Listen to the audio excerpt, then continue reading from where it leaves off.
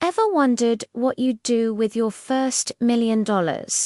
A luxury car? A mansion? Maybe a trip around the world? It's fun to dream, but what did today's billionaires actually do when they first hit that seven-figure milestone? The answers might surprise you. It's not always about the flashy purchases we imagine. For many, that first million wasn't a finish line. It was just the starting block. Let's dive into the fascinating and often surprisingly practical ways the world's wealthiest spent their very first million.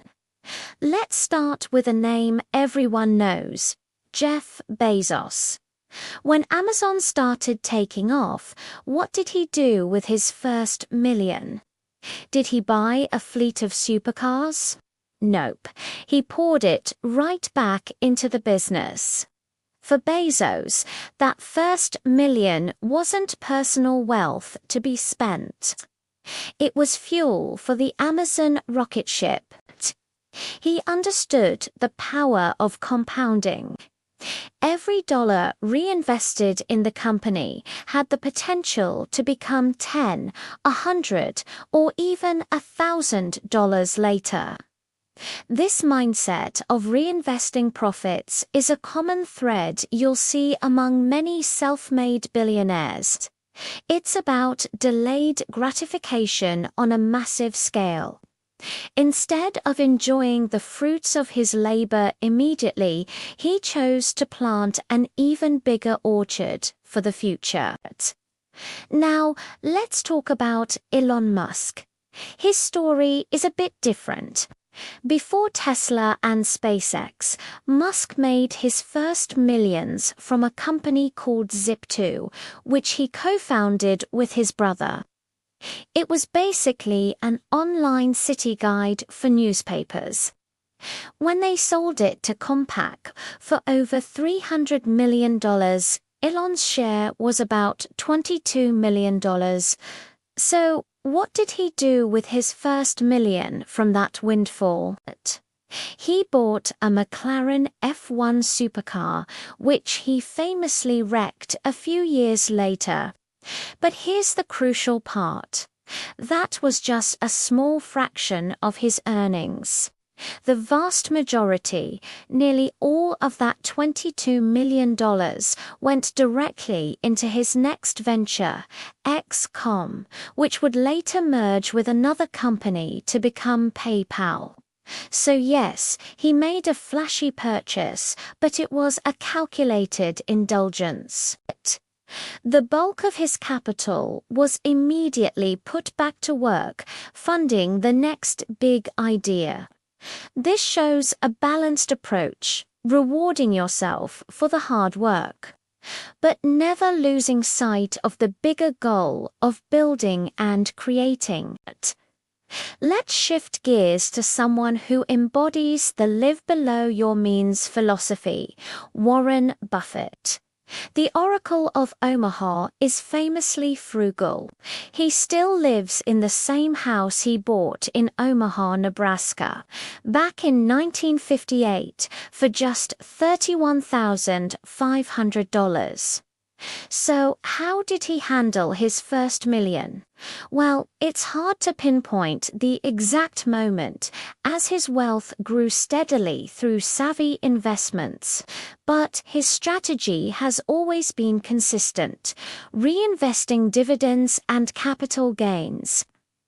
Buffett's genius lies in his understanding of compound interest, which he has called the eighth wonder of the world. His first million wasn't spent on things. It was put to work to make the next million, and the next, and the next, and the next. He wasn't focused on acquiring liabilities that depreciate, like cars or lavish toys. He was focused exclusively on acquiring assets that generate more income. His story is a powerful lesson in financial discipline and the incredible power of long-term thinking.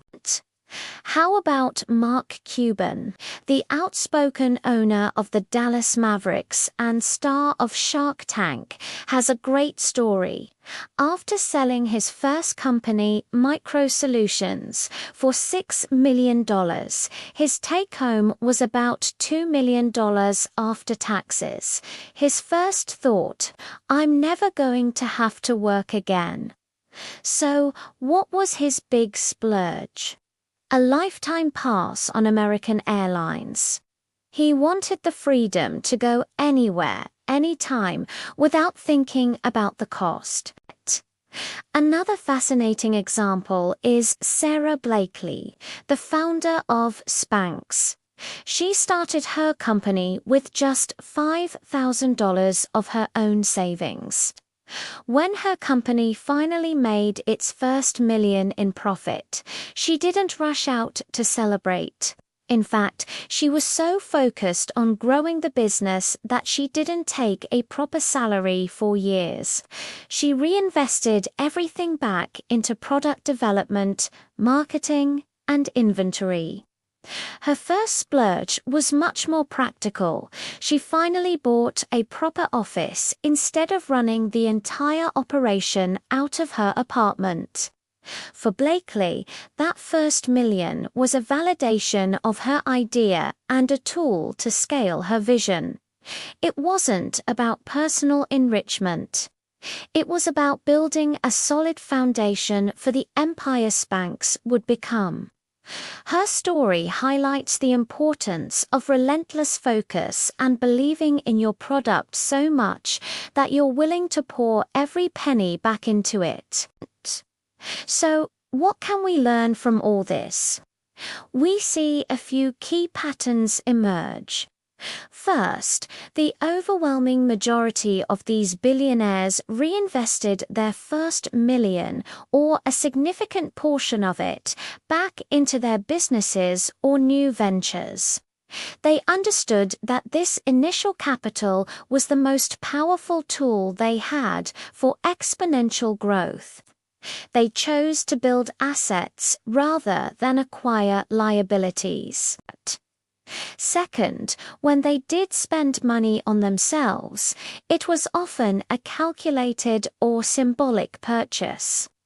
For Elon Musk, the McLaren was a trophy for a massive win, but it didn't derail his financial future. For Mark Cuban, the lifetime flight pass was an investment in personal freedom and flexibility, which is arguably an asset for a global entrepreneur. And third, many of them, like Warren Buffett and Sarah Blakely, demonstrated extreme frugality and discipline.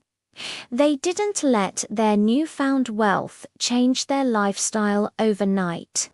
They stayed focused on the long-term goal, understanding that true wealth isn't about what you spend, but about what you build and what you own. This isn't to say you shouldn't celebrate your successes. You absolutely should. But the stories of these billionaires offer a powerful perspective. They treat their first million not as an end goal, but as a critical stepping stone. It's the capital that unlocks the next level of the game. It's about prioritizing growth over glamour, assets over accessories, and long-term vision over short-term gratification. So, the next time you dream about what you'd do with $1 million, maybe think beyond the shopping spree. Think like a builder. Think like an investor. How could you use that money to create even more value, more opportunity, and more freedom in the future? That's the billionaire mindset. Thanks for watching. I hope this gave you a new way to think about wealth and success. If you found this interesting, do me a favor and hit that like button and subscribe for more content just like this. Let me know in the comments what you would do with your first million.